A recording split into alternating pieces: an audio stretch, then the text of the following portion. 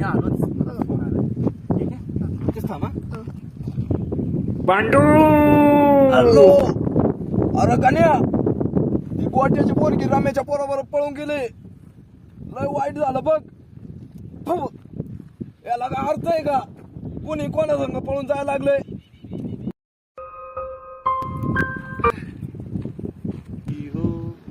अब तुम कोणचा मुलगा उठला रे?